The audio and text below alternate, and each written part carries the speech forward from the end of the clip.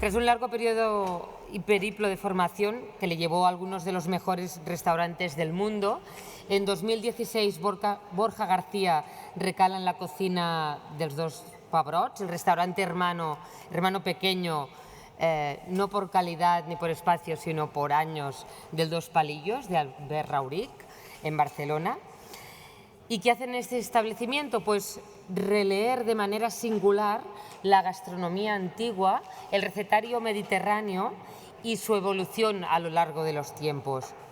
Esto provoca que el comensal redescubra sabores de siempre en técnicas de cocción desempolvadas y hoy más vigentes que nunca, como lo hemos ido viendo a lo largo del Congreso. Fermentados lácticos y garum protagonizarán la ponencia del chef de Dos Pebrots, Borja García. Benvingut al fòrum, cuando la mesa se vaya y pueda entrar. Adelante, Borja. Un aplauso, por favor.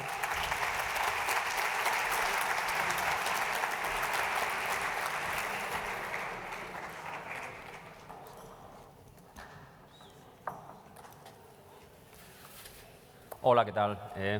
Buenos días, buenas tardes. Eguerdión, que se dice en mi tierra.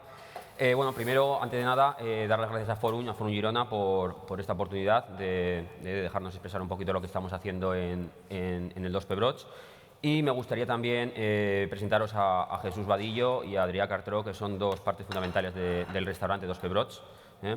Y bueno, me gustaría también empezar hablando de lo que es el Dos Pebrot, ¿no? De qué es el Dos Pebrot. Bueno, nosotros somos un restaurante de Barcelona y hacemos cocina, nos dedicamos a la cocina mediterránea, pero nuestra peculiaridad es que trabajamos con el sistema Sapiens, ¿vale? El sistema Sapiens es una metodología creada por Wii Foundation, en el cual lo que te dedicas es un poco al estudio, al conocimiento de la cocina. Y nosotros nos hemos enfocado en la cocina mediterránea. Bueno, así que hoy os voy a dar un poco la chapa. Y bueno, como nos dedicamos al estudio nosotros también, nuestro vehículo de expresión son las tapas, porque creemos que es lo más mediterráneo que existe, ¿de acuerdo? Más que los productos y demás, una vez estás estudiando la cocina te das cuenta que es muy relativo todo el tema de los productos, ¿no? El qué es mediterráneo, cuál es el sabor del Mediterráneo, queda todo un poco en entredicho. Y nosotros nos enfocamos más bien en qué es el formato tapa, que es el tema de compartir, ¿no? De muchas cosas a la vez, de pasarlo bien en la mesa. Para nosotros eso es la cocina mediterránea, la dieta mediterránea para nosotros es básicamente esto. Y bueno, como nos dedicamos un poco al estudio de la cocina, cuando empiezas a indagar un poco en los comienzos de la cocina, te das cuenta de que hay unos productos mágicos, ¿no? que llevan desde tiempos muy remotos con el ser humano, ¿no? Que serían las fermentaciones.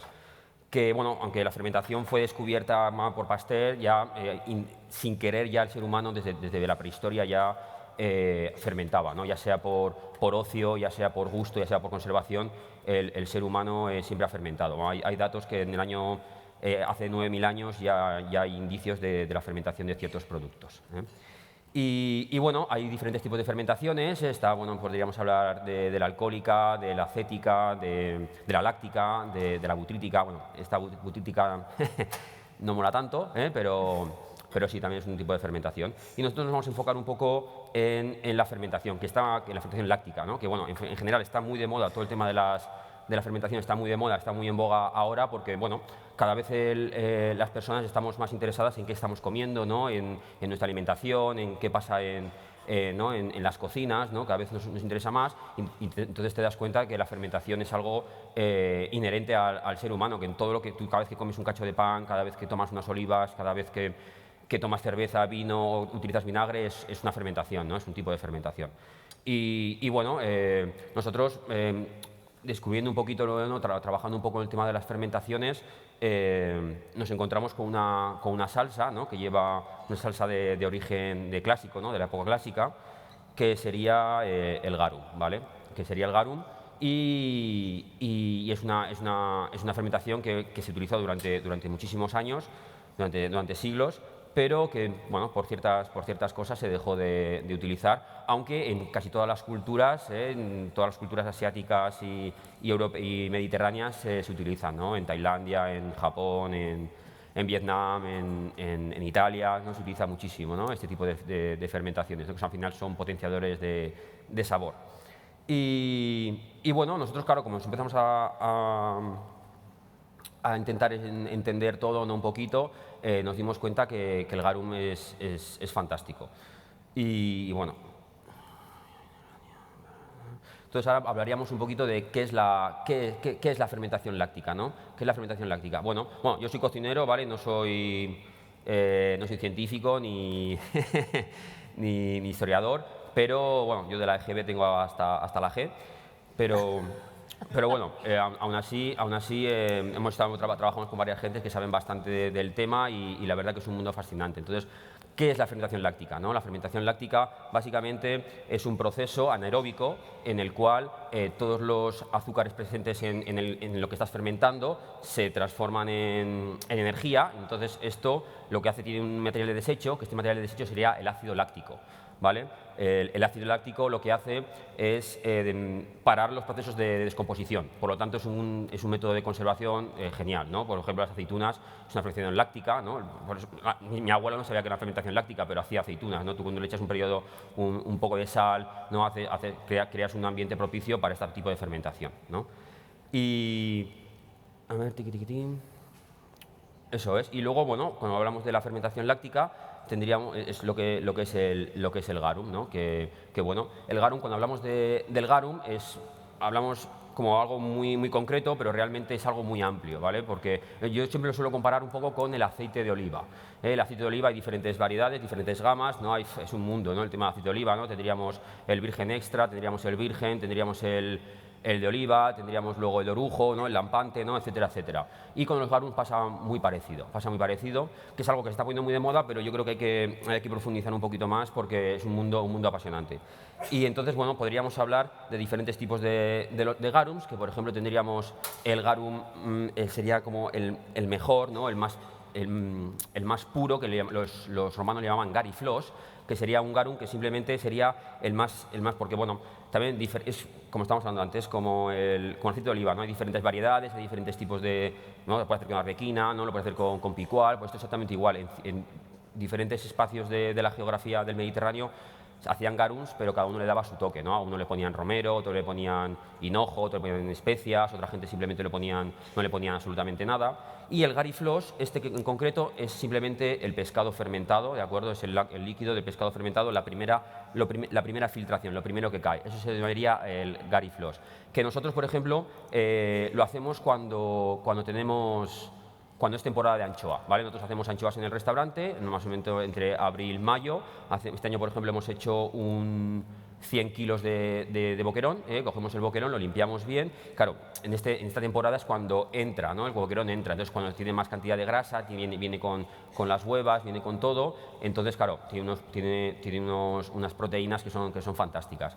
Entonces este garum, todas estas vísceras es con el que hacemos el garum que llamamos nosotros premium, pero sería el denominado gariflos, que simplemente lo utilizamos para acabar algunos platos, para darle matices a muchos platos. Simplemente, por ejemplo, ahora tenemos un erizo que simplemente le ponemos un poquito del gariflos y lo que hace, bueno, claro, lo que hace básicamente esto es potenciar muchísimo el sabor, ¿no? Porque bueno, el garum es lo que tiene, ¿no? Luego seguiríamos con el garum base o liquamen, que es básicamente parecido, porque bueno, los romanos llamaban liquamen a la salsa, ¿no? Una salsa. Miel podría ser un liquamen, o sea que luego con el periodo de los años al final significaba lo mismo, ¿de acuerdo? Y luego ya hablaríamos de la yec, ¿vale? Que la yec sería, tenemos aquí un garum, que luego ya explicaré cómo hacemos el proceso del garum. Y básicamente el ayek sería la pasta, ¿de acuerdo? La parte menos noble del garum, una vez filtrado, cuando filtraban la pasta, cuando filtraban el garum, se quedaba la pasta. Esta pasta estaba destinada a la gente menos pudiente, no era el garum más económico, y nosotros hacemos una versión con porque bueno, nos parece muy interesante. Y luego ya hablaríamos de los otros subproductos, que sería la muria, ¿no? Que sería como cuando en la evaporación del garum, cuando se evaporaba, quedan unos cristales, ¿no? Debido al alto contenido en sal, y con esto, por ejemplo, estamos empezando a curar muchas cosas, ¿no? Claro, al final es como un garum pero concentrado, ¿no? Entonces nos ayuda mucho. Por ejemplo, estamos haciendo una tabla de caza ahora mismo y estamos curando varios, por ejemplo, paloma, estamos curando con esto. Fruta, algún tipo de fruta lo estamos curando con la muria. Es un mundo que se nos ha abierto ahora, que es muy interesante. Y luego ya vendrían los subproductos, que sería, por ejemplo, el hidrogarum, el aenogarum, el oxigarum, oleogarum, que sería, por ejemplo, el hidrogarum sería la combinación del garum con el agua. El oleogarum sería garum con aceite, oxigarum con vinagre y aenogarum sería con el vino, que para mí, por ejemplo, el aenogarum me parece mágico, porque bueno, da unos matices muy interesantes. También es el que más tiempo nos tarda en hacer el aenogarum, porque una vez hacemos el proceso de fermentación, tenemos el garum ya hecho, el garum filtrado, y esto lo mezclamos con un poco de vino, ¿vale? Utilizamos normalmente vino de Jerez y lo mezclamos Estamos haciendo pruebas, a ver cuándo queda mejor. Es un poco como cuando haces limoncello, ¿no? Tú haces limoncello, tienes que mezclar todo junto para que se quede una maceración y que no vaya por separado en la boca, sino que esté todo junto, ¿vale? Entonces, 2, 3, 4 semanas necesitamos para que todo esto se mezcle y se quede una mezcla más homogénea. Y es fantástico cómo estos sabores te vienen como una especie como de pobredumbre, ¿no? Te recuerda unos matices a caza, ¿no? A becada, que es algo que no entiendo porque tú coges anchoa, la fermentas, lo pones con vino y te sabe a caza, no lo entiendo, pero la verdad que es maravilloso. La verdad que este tipo de cosas que no las comprendes pero no las entiendes, a mí me gustan mucho. Y bueno, ahora vamos a empezar a proceder un poquito a elaborar. Primero me gustaría empezar a hacer el garum, ¿no? Lo haremos más o menos, intentaremos explicaros un poco cómo hacemos el garum en casa desde el principio. Y luego cómo vamos utilizando este garum en diferentes procesos en el restaurante, para que entendáis un poco cómo lo trabajamos.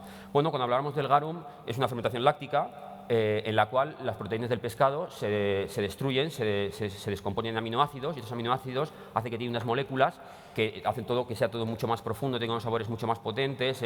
Bueno, trabaje mucho, me acuerdo en Dinamarca decían, ¿no?, que trabajaba el paladar, ¿no?, que trabajaba aquí, que salivabas, ¿no? Y es verdad. Y nosotros la peculiaridad que hacemos cuando hacemos el garum es básicamente, no hacemos un garum ortodoxo como hacían los romanos, puesto que me imagino que sería mucho más, tendría un poder salino mucho más potente, que tampoco nos interesa. Entonces lo que hacemos nosotros es inoculamos un hongo, ¿vale? Un hongo que se llama Aspergillus oryzae, que bueno, lo tenemos aquí, y que nosotros lo hacemos en el restaurante.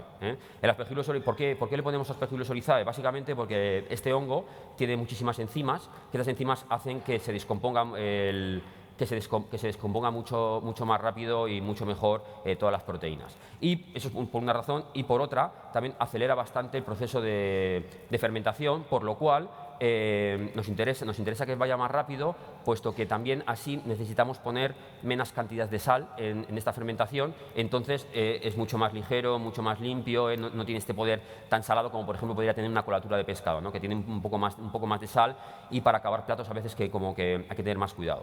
¿Vale? Entonces, bueno, empezaremos a proceder un poco a inocular el hongo, ¿no? Nosotros para inocular el hongo utilizamos arroz, ¿vale? Se puede utilizar arroz, cebada. Al fin y al cabo lo que necesitas es un agente de carga, ¿vale? Necesitas algo donde pueda vivir el hongo. Entonces nosotros lo que cogemos es arroz, ¿vale? Un arroz normal, normalmente, bueno, un arroz no tiene mucha importancia qué tipo de arroz sea. Un arroz que sea limpio, ¿vale? Que no sea brillante, una cosa de estas. Y bueno, simplemente lo cocemos al vapor, durante 45 minutos a 90 grados, 45 minutos, 50, básicamente hasta que está bastante blando, ¿vale? Que tenga todavía una textura un poco fuerte, pero que no pasado, ¿vale? Que mantenga todavía un poco el grano de almidón. Y lo que hacemos, bueno, simplemente lo dejaríamos así, lo dejamos enfriar un poco hasta que está a unos 30-35 grados, y le añadimos el Aspergillus. Lo cogemos, ¿no? Tenemos Aspergillus, lo trituramos y se lo ponemos encima del arroz, y luego lo metemos en la cámara de fermentación a un 30-35 grados más o menos, un 80-85% de humedad relativa.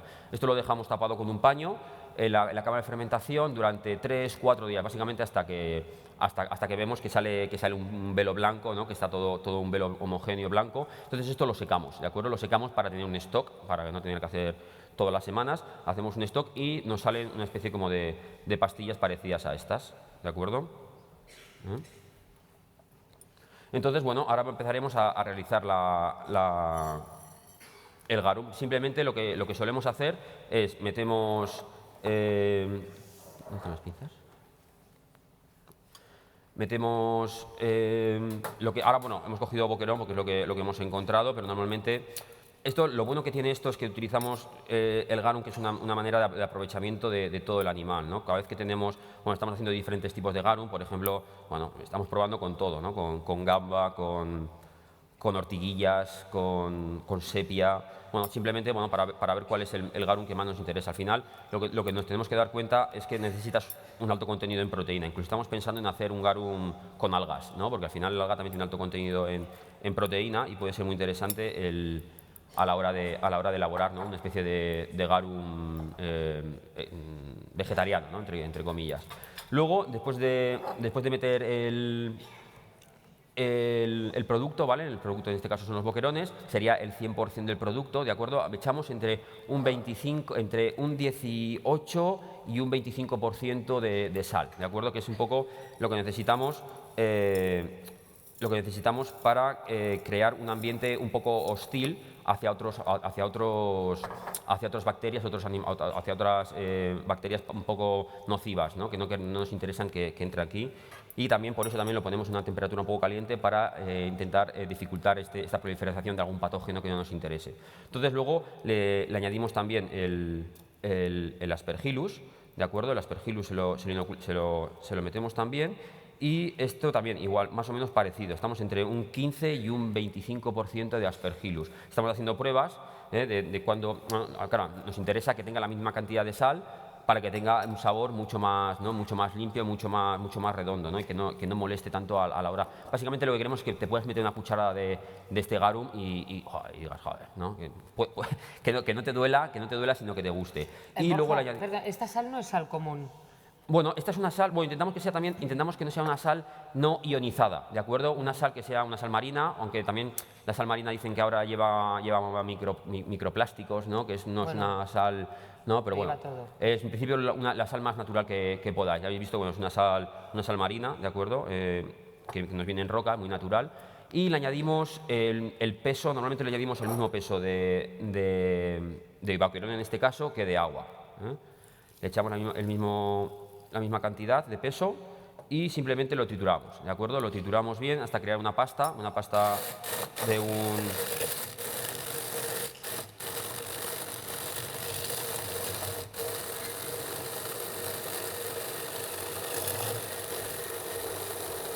El aspecto no es el más bonito, ¿eh?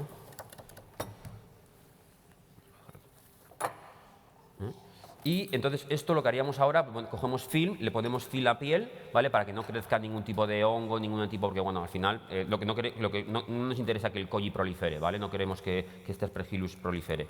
Y le ponemos un poco de film a piel, lo tapamos el tarro, lo datamos, lo fechamos, abrimos una ficha técnica para tener un seguimiento de temperatura, humedad y pH. El pH, bueno, no puede subir de 5, ¿de acuerdo? Tiene que ser un 4,5, 4,6, es el pH idóneo que tiene que tener este garum para controlar que tenga una acidez importante, ¿no? Entonces, cuando pasa, normalmente nosotros lo dejamos en la cámara de fermentación durante 2 meses, más o menos durante 2 meses es el tiempo óptimo que nosotros consideramos que está hecho. Y bueno, después de 2 meses es una pena porque bueno, con el viaje se ha movido un poco y no sé si se ve bien. No se ve bien las capas, pero normalmente una vez pasan, bueno, este tampoco es muy antiguo, es de los más nuevos que hemos hecho y normalmente se suele ver cómo se va decantando, cómo se va precipitando, ¿no? Cómo toda la pasta sube y se queda lo que sería el denominado garum, ¿vale? Sería el líquido transparente que una vez filtrado obtendríamos este líquido, ¿vale? Que veis que, pues lo mismo, parece magia, ¿no? Que después de toda esta historia, ¿no? Que no tiene muy buen aspecto, salga algo tan limpio, tan cristalino, Sí, es tan algo, brillante, sí. ¿verdad? Es algo mágico, es algo mágico. Y entonces, esta sería un poco la base del restaurante, la base del sabor, que luego vamos a explicaros un poco con los platos que vamos a elaborar hoy. Oye, un aplauso para esta clase de historia, por favor.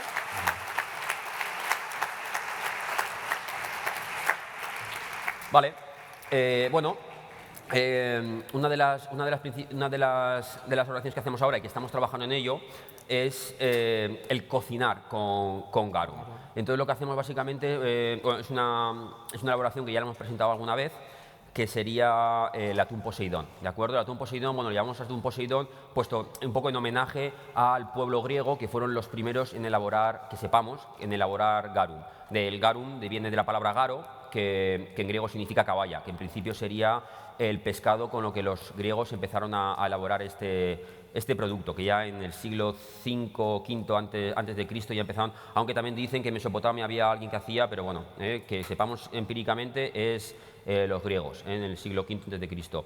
Entonces le llamamos Poseidón en nombre al dios del mar, suyo, ¿no? Que llevaba un tridente, que el tridente sirve para pescar atunes, en principio. Entonces cogemos un atún, un lomo de atún magro, sin ningún tipo de veta, intentamos que sea lo más firme y sin ningún tipo de grasa ni nada, lo cortamos muy finito, hacemos una brunoise muy fina, lo más fina posible, y lo mezclamos con garum. Más o menos son 16 gramos de lomo de atún por 4 gramos de garum, ¿vale? Esto lo mezclamos bien y lo dejamos macerar durante una hora y media, ¿vale? Esta es el pico, ahora estamos trabajando en ello, pero nos damos cuenta que a partir de la hora y media ya empieza a sobrecocinarse, ¿no? Ya empieza a soltar una especie como de baba, ¿no? Como que se empieza a cocinar demasiado, que no es la textura que nos interesa.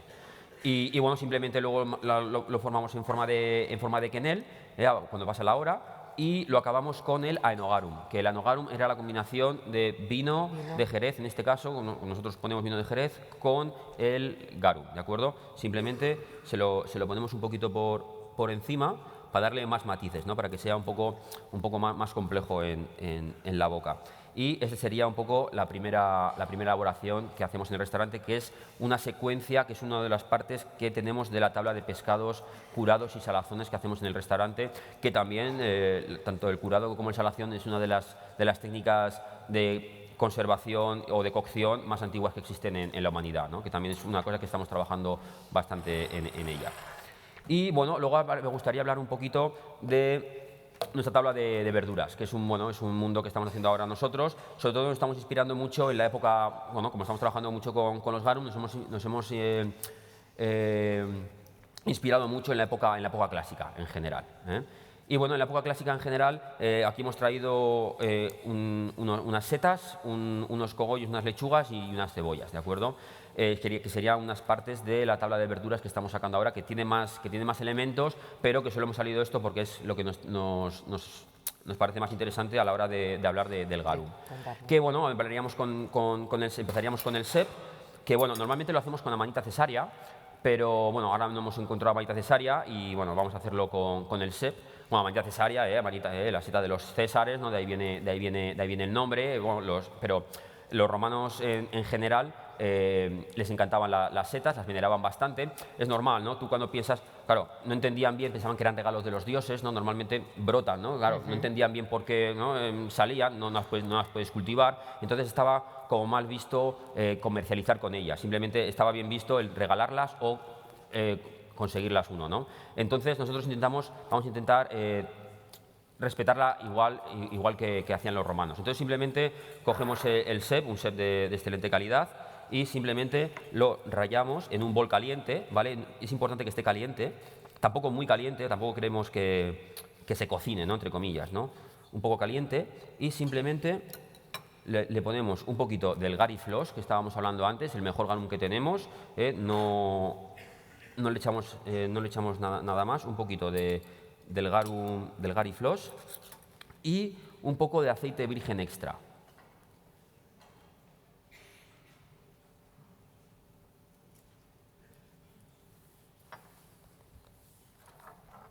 Lo mezclamos bien para que se impregne todo bien.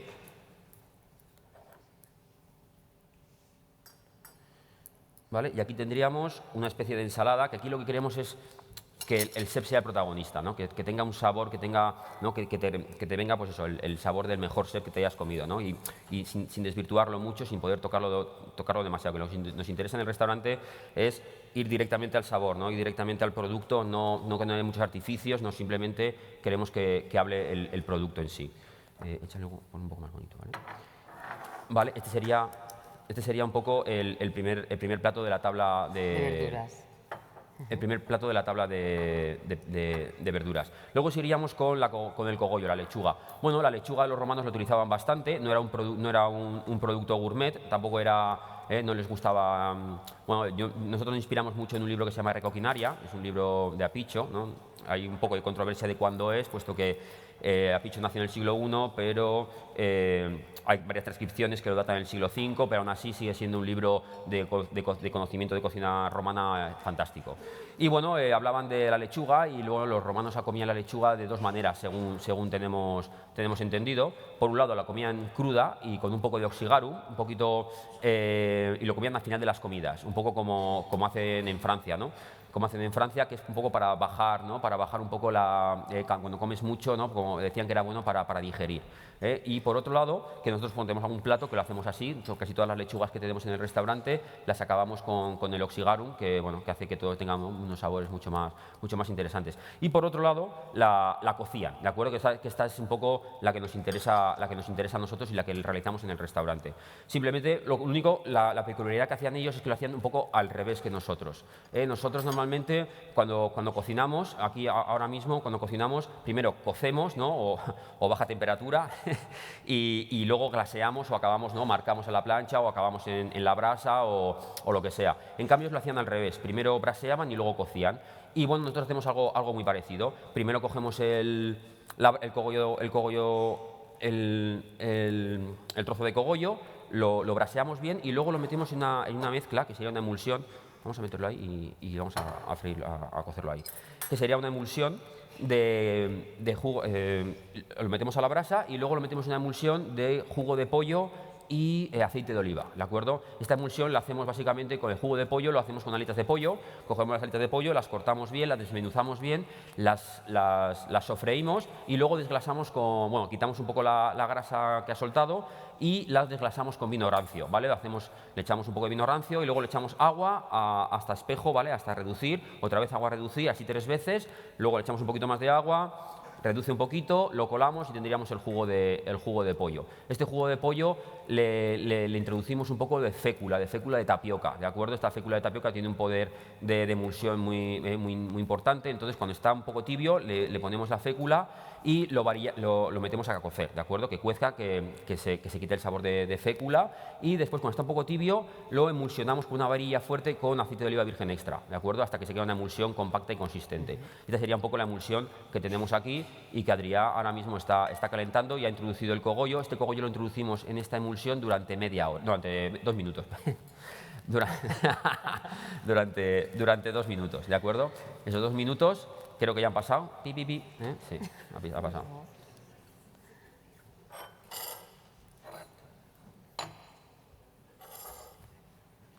Lo escurrimos bien, porque no queremos que tenga mucho exceso de este. Queremos que tenga presencia y queremos que se impregne bien, que se meta en todas las capas del cogollo, pero tampoco queremos que sea algo que chorree, ¿no? que tenga mucha salsa. Y simplemente lo que hacemos es lo ponemos en el plato, si puedo. Right. Lo ponemos en el plato y lo acabamos con el oxigarum, ¿de acuerdo? El oxigarum, ¿acordáis? Vinagre con garum, que también lo que queremos es cortar un poco esta contundencia, ¿no? de caldo de jugo de pollo, aceite de oliva. Al final es algo bastante contundente y le añadimos el oxigarum para que refuerce un poco el sabor ácido, ¿no? Para que tenga más matices, ¿no? Para que trabaje un poco las glándulas salivales, ¿no? Le añadimos un poquito y este sería otro de los elementos de la tabla de verduras. ¿El vinagre en este caso? Este vinagre de Jerez. También. Muy bien. Utilizamos vinagre de Jerez. Eso es, Bien. vinagre de Jerez. que al final, bueno, también hemos probado con varios, ¿vale? Hemos probado con vinagres Forum, por ejemplo, pero al final predomina más el garum que el vinagre, es demasiado suave. Al final se puede hacer casi como una sopa con esto, te lo podrías beber perfectamente con otro tipo de vinagre. En cambio, el vinagre de Jerez tiene una personalidad bastante fuerte, entonces hace que se equilibre bastante. O eso, eso creemos nosotros, ¿no? Eso es. Y luego, para acabar la ponencia, iríamos con la cebolla, ¿de acuerdo? La cebolla es uno de los platos, una cebolla negra, es uno de los platos más icónicos en el restaurante. Es un plato que lleva con nosotros desde el principio y la verdad que tiene bastante éxito y estamos muy contentos con él. Y hacemos un poco mención a lo más humilde que podríamos tener en aquella época, ¿no? Que sería la cebolla y el ayec, que el ayec, no sé si os acordáis, sería el más popular, ¿vale? El más barato, ¿no? El peor de todos, entre comillas. Nosotros, bueno, hemos hecho pruebas con la pasta, no la recomiendo, sabe a regulín, pero hemos hecho nuestra versión de esta salsa, ¿de acuerdo? Entonces, bueno, ¿por qué la cebolla? Bueno, la cebolla es uno de los elementos que más presentes ha estado en la dieta del ser humano, ¿no? Desde el principio de los tiempos, la cebolla ha ido de la mano del ser humano. Y bueno, en épocas romanas era el alimento casi por antonomasia del ejército, de los esclavos, ¿no? De todo este tipo de gente que no tiene muchos recursos, bueno, aguanta bien, ¿no? Reúne todas las Características. Claro, eso es, reúne todas las características para que todo el mundo pueda utilizarlo. Entonces nosotros lo que hacemos es cogemos la cebolla, la braseamos bien, la quemamos bien, queremos que quede fundente, no queremos que quede crocante, ¿no? Queremos que sea una textura melosa, ¿no? Que a mí personalmente me gusta mucho, que también la textura crocante es fantástica, también nos gusta mucho, pero la textura fundente a veces también viene muy bien y sobre todo para esta elaboración creemos que le viene fantástico. Entonces lo que hacemos nosotros básicamente es la quemamos bien hasta que está escalivada, bien escalivada por dentro y la abrimos, ¿de acuerdo? Una vez abierta le añadimos el ayec, ¿vale? El ayec que hacemos nosotros es una versión, ¿vale? De varios ingredientes que nos hemos hecho una mezcla nosotros para hacer homenaje a esta pasta, que básicamente lo que ponemos sería un poco de aceituna calamata, hierbas aromáticas como puede ser el romero y el orégano, un poco de vino tinto, miel y los recortes de las anchoas que nos sobran. Cuando limpiamos las anchoas, todos los recortes o las piezas que se rompen o ¿no? Este tipo de cosas que no nos sirven para el restaurante, las intentamos reutilizar, y hacemos este ayec que también lleva un poquito del garum que hemos hecho anteriormente. Lo mezclamos todo y nos sale una pasta que tiene un sabor muy peculiar, muy interesante, que a nosotros nos gusta mucho. Entonces simplemente lo que hacemos es, vamos capa por capa, le vamos inyectando o le vamos introduciendo el ayec. Importante que haya bastante, ¿vale? Porque al final, si no, digamos que la cebolla es un agente de carga, igual que, ¿no? Lo que queremos es algo que puedas luego testar el garum, ¿no? El ayec en este caso. Lo inoculamos bien, lo impregnamos bien, que tenga bastante. Y luego lo acabamos con unas hierbas, ¿de acuerdo? Unas hierbas muy mediterráneas, como pueden ser hinojo, puede ser cilantro, un poco de perejil y pamplinas, ¿de acuerdo? Aunque parezca que el cilantro es algo muy de fuera, el Mediterráneo es una de las hierbas más mediterráneas, el cilantro es una de las hierbas mediterráneas que hay, O sea que parece que es algo muy extraño, pero los griegos lo utilizaban muchísimo, ¿no? Y lo pondríamos encima de la paja y luego en el restaurante le pegamos un sopetazo y sale un poquito de humo y queda muy moñoño. Y bueno, aquí tendríamos un poco nuestra tabla de verduras que hemos traído aquí a vosotros y bueno, muchas gracias por aguantar. Gracias por esta clase de cocina histórica, por este viaje al pasado y demostrar esta cocina actual tan estudiada, tan investigada que están haciendo, siguiendo el método Sapiens en el Dos Pebrots. Gracias a Jesús y a Adrià también. Borja García, un placer tenerte aquí, a mi vera.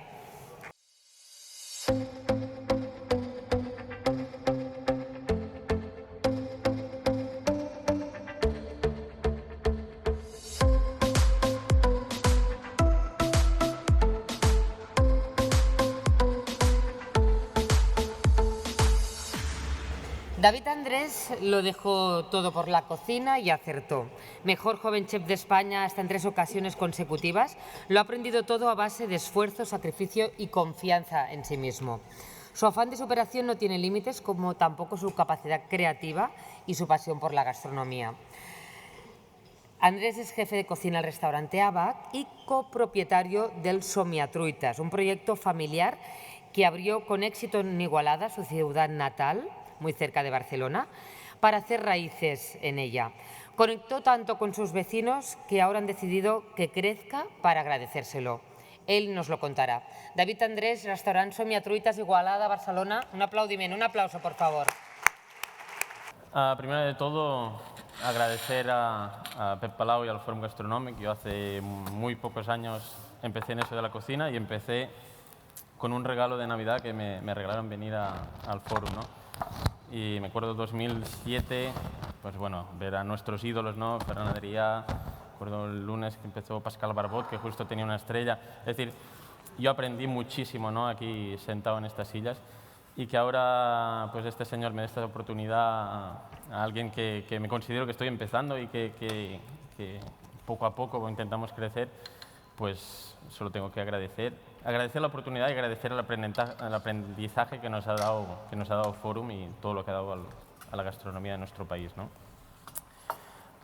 Seguramente nuestro formato es extremadamente diferente, ¿no? de nuestros ídolos, de lo que vi yo hace unos años aquí en el Fòrum.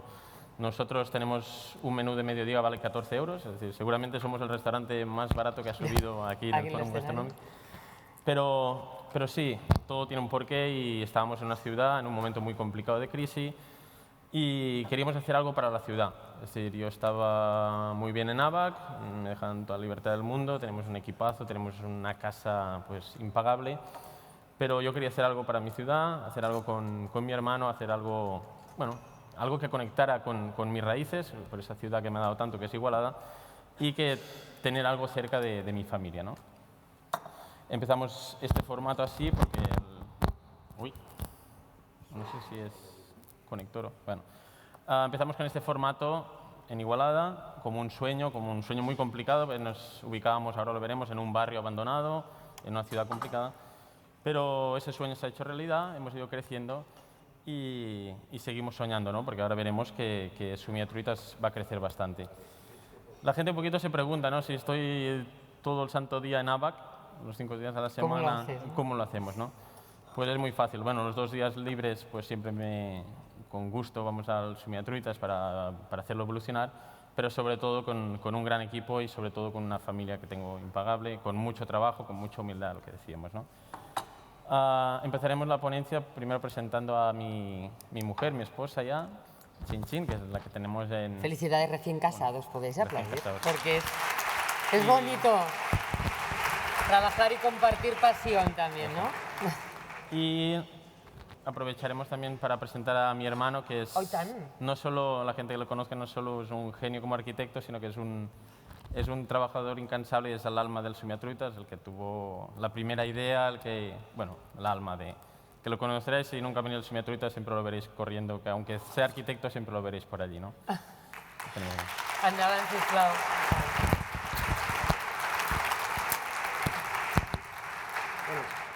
Buenos días. Nos gustaría pasar un vídeo en el que explicar un poquito lo que era y lo que podrá ser un poco el Somiatruitas. El Somiatruitas fue un proyecto que queríamos hacer en nuestra ciudad, Igualada. Empezó hace 5 años, como queríamos que fuera en Igualada, en el barrio de Los Curtidores, un barrio de curtidores, superindustrial, casi abandonado, en el que teníamos que hacer una cocina, que la veréis en fotos ahora, súper rápida, solo para coger un poco la idea. Esto es el Somiatruitas actual. Y después de 5 años de disfrutar con este proyecto, hemos podido seguir soñando este otro. Un hotel encima del restaurante, que sobre todo es un huerto encima de un restaurante. La primera evolución del Somiatruitas fue una cocina, que teníamos que pensar una cocina para una ciudad, más que nada para poder conectar con ella en un momento de muchísima crisis, que utilizamos la creatividad y la informalidad y de ser asequible para conectar con ella y para poder seguir creciendo.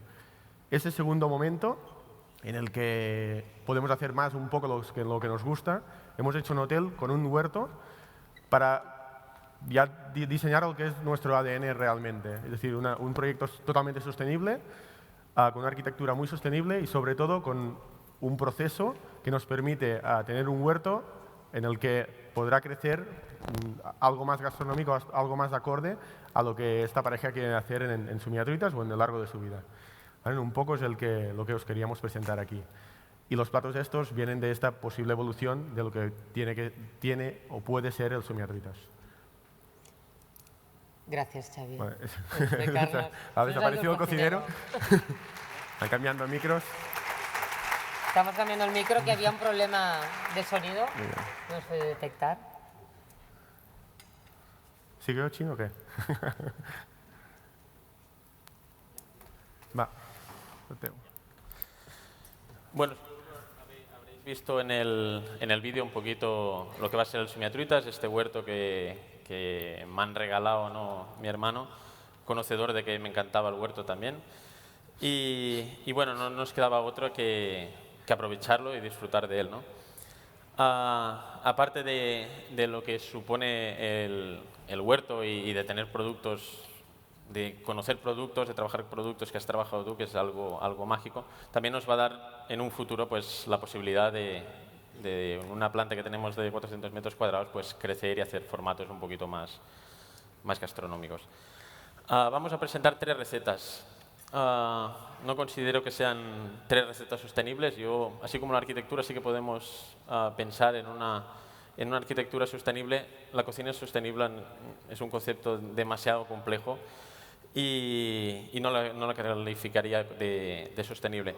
Lo que sí que es una cocina de producto, donde las verduras van a tener mucho protagonismo y donde vamos a respetar estas verduras al máximo, ¿no? Básicamente, lo que decía, sostenibilidad, a lo mejor no, pero yo he tenido unos grandes maestros, empezando por Neschel, Xavier Pellicer, ahora con Jordi, con Joan Roca, y si algo tiene esta gente es que cuando mira un producto, pues lo mira diferente, ¿no? Lo mira con un respeto, sea lo que sea, ¿no? Y cuando tú miras con mucho respeto a un producto, pues lo tienes que cuidar. Y si lo cuidas, pues haces un aprovechamiento integral del producto. Empezaremos con un plato que es... Vamos a presentar dos platos de pescado, que siendo de Igualada es un poquito extraño, pero son 2 pescados de salazón, ¿no? Un bacalao y aquí unas sardinas a la sal. Aquí Chin Chin nos ha hecho la primera parte, que es un corte de calabaza. ¿Tienes una calabaza entera? Hacemos calabazas enteras al horno, un horno tipo Hosper con brasa, bien asada, que quede bien negra.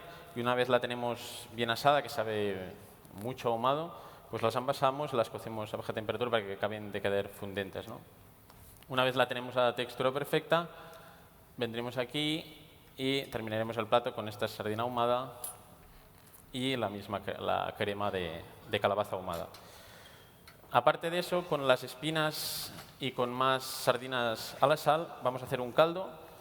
Las sardinas tienen mucha grasa, le añadimos un poquito más de grasa para que que coja todo el sabor de esta brasa, con cebollas a la brasa y tal. Y lo que hacemos es colarlo, vamos a tener un consomé de sardina ahumada y aparte una grasa con mucho sabor a calçot a la brasa, pero sobre todo a sardina, ¿no? Esta grasa, con un poquito de nitrógeno nos va a ayudar a que se enfríe, la podremos texturizar con un poquito de glicerina también y vamos a tener como una mantequilla de sardinas a la brasa. Lo servimos encima de un pan extremadamente rústico a la brasa, con esta mantequilla de sardinas y será como un bocado de pan con sardinas ahumado, pues muy potente y expresivo. Acabaremos con el caldito, pondremos el caldito de sardina ahumada. Y tendríamos como la secuencia una mucho más finita de Chin Chin y una pues mucho más rústica para complementar el plato. De David. Un aplaudimiento, un aplauso, por favor. ¿Cómo vamos de tiempo, Chin? ¿Chin, has puesto timen o qué? Vamos bien de tiempo, ¿no? Sí, sí, vamos bien. ¿Cuánto tenemos? 20 minutos. Estupendo. El siguiente plato, como os he comentado, un bacalao. Haremos un bacalao, ya pensando con la temporada que viene de Habitas, que ya nos queda poquito. Y hemos hecho otra vez, ¿no? Pensando en cómo podemos utilizar al máximo este bacalao, un animal mágico, ¿no?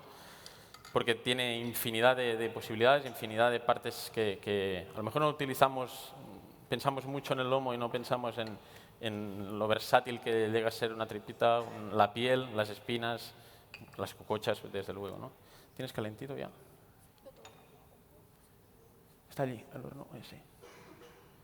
Bueno, creo.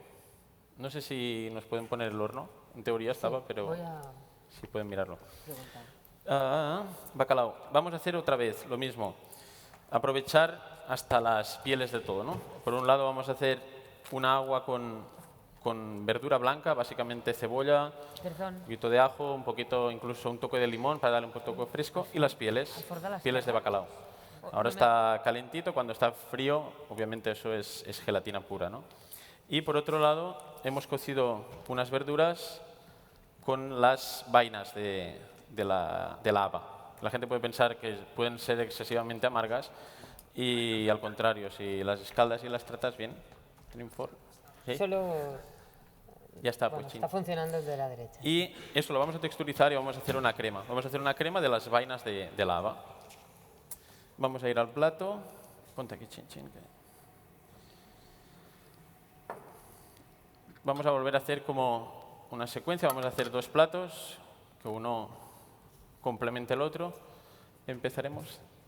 Tira las habitas.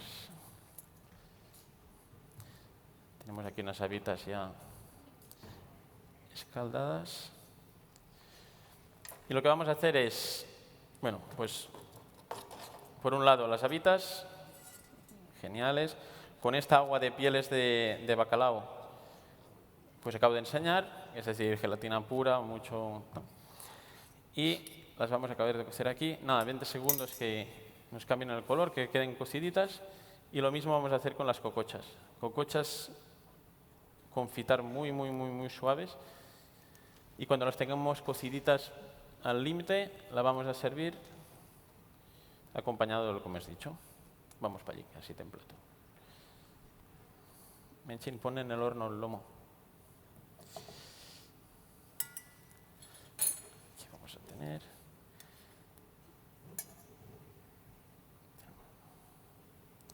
Vamos a poner la cococha.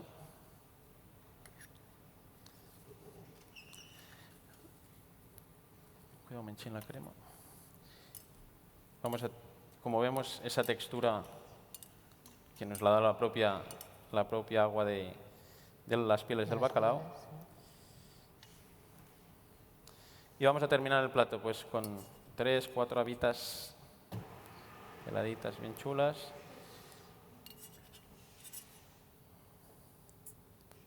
Y con esta vaina que antes hemos hecho la crema, las hemos escaldado un momentito y las ponemos en vinagre. Solo salir del escaldado, en vez de escaldar en agua fría, las escaldamos en vinagre. Y tenemos como una judía tierna, pero con un sabor muy agradable. Y que además este vinagre pues, nos va a limpiar tanta gelatina del bacalao, ¿no? Aquí tendríamos el primer plato. Un poquito de aceite. Y esto lo acompañaríamos con el lomo. ¿Tienes el lomo? Aquí. Ah, perfecto. Esta cremita que hemos hablado antes de las vainas, para aprovechar todo, son unas vainas que previamente, antes de cocer, las hemos puesto a la brasa para que tengan ese toque humo. Este bacalao, que lo ideal, pues lo que decimos, sería un minuto 10 segundos a un horno tipo Hosper, súper fuerte, que nos lo asuste y que tenga ese toque ahumado. Es decir, volveremos a hacer un plato pues, con brasa, muy rústico. Y esto son las hojas de haba, ¿vale? Las hemos cogido hoy del huerto. Pues arriba del todo de una brasa, lo ponemos bien suave, Es una técnica que hacen mucho en Noma. En Noma tienen mucha hierba, muy nórdica, ¿no? Y son muy fibrosas, son muy fuertes. Nosotros, según qué hierba pongas a la brasa, en un momento se pone mustia y se pone muy fea. Ellos tienen plantas con mucha fuerza que tienen que aguantar mucho el frío y les da la oportunidad de hacer hierbas en brasa a baja temperatura y que se sequen y tienen un sabor a brasa brutal, ¿no? Y la haba nos lo da, la col también nos lo da, pero la haba es genial porque es una hoja que aguanta la brasa y si la dejamos con cuidado arriba de la brasa, pues tenemos que se nos van secando y huelen mucho a humo. Aquí tendremos estas hojitas que es pura brasa. Y terminaremos el plato con unas semillas de guindilla que nos va a dar este picante, este frescor, esto que necesita el bacalao. Aquí tendríamos la segunda secuencia Un aplauso. del día.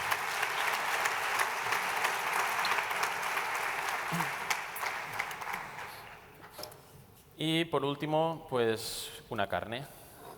La carne la acompañaremos con la col, o al revés, la col la vamos a acompañar con la carne.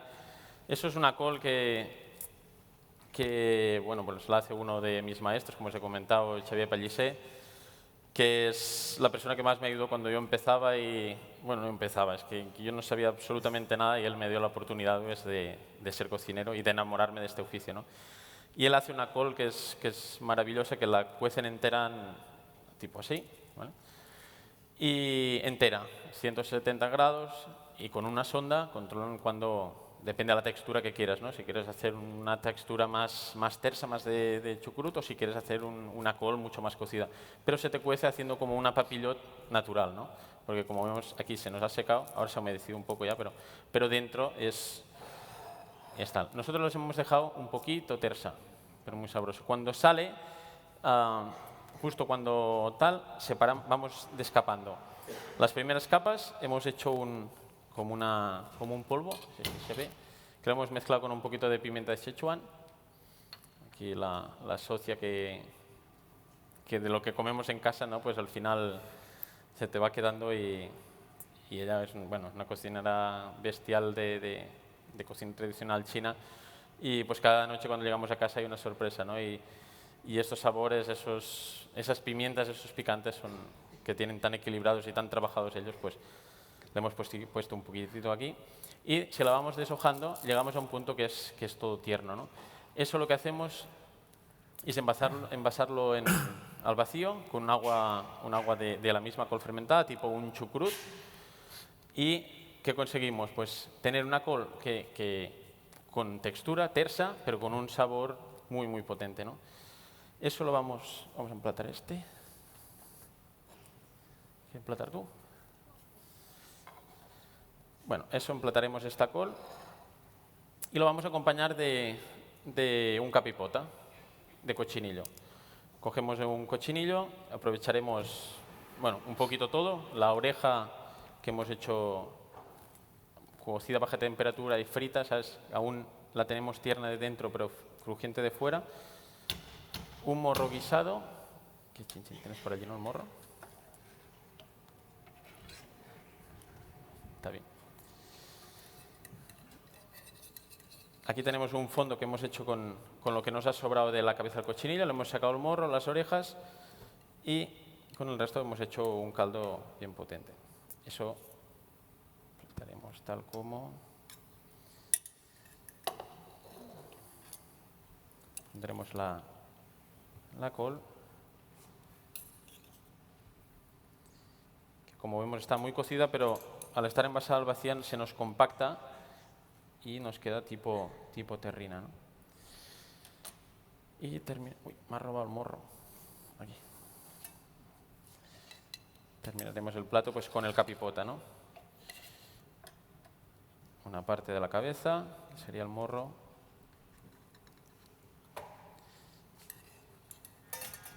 Otra parte de la cabeza, que sería la oreja, esa cruz. Y acabaríamos, que nos falta. Una terrina de pies de cerdo. Ya la saqué, al lado. Y Chin Chin nos acabará termina con los brotes, las coles y un poquito. Siempre así, freestyle.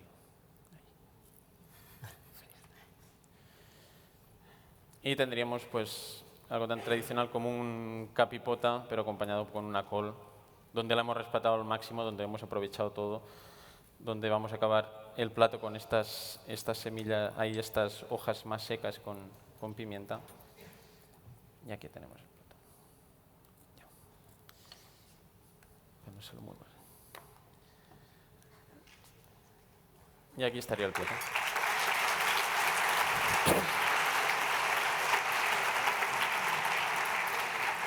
David dice que no sabe si hace cocina sostenible, pero es cocina coherente, con un respeto absoluto, aprovechamiento total de los alimentos. Veo muy compleja la palabra sostenibilidad como para aplicarla a la cocina, porque es que las bolsas de plástico del envasar al vacío ya no sería sostenible, ¿no? Y de aquí, si vamos tirando hilo, no va a ser sostenible. Va a ser purista, Lo que ¿no? sí es que intentamos respetar al máximo. Eso pasa mucho si nunca tenéis un huerto o si tenéis una terracita y os plantáis una lechuga en casa, te vais a ver que va creciendo y hace gracia, y un día es grande. Cuando la cortes, verás que no la vas a cortar así, y te la vas a comer sin nada, sino que, hostia, vas a... Uy, ¿sabes? Como si fuera un hijo, ¿no? Pues si consigues hacer eso, yo que tengo huerto y lo vives, es muy bonito. Si cuando consigues mirar los productos como si los hubieras hecho todo tú, es cuando llegan a ser genios como los que han pasado por aquí tantos años, ¿no? De este huerto nos ha traído calabaza, nos ha traído habas, nos ha traído col y pienso que traerá muchas alegrías. Este Somiatruitas, que es de nombre premonitorio, somiar, soñar en castellano. David Andrés, talento, juventud y humildad. Somiatruitas Igualada, Xavier Andrés, Chin Chin. Un plaer tener-vos aquí al foro. Muchas gracias. Muchas gracias.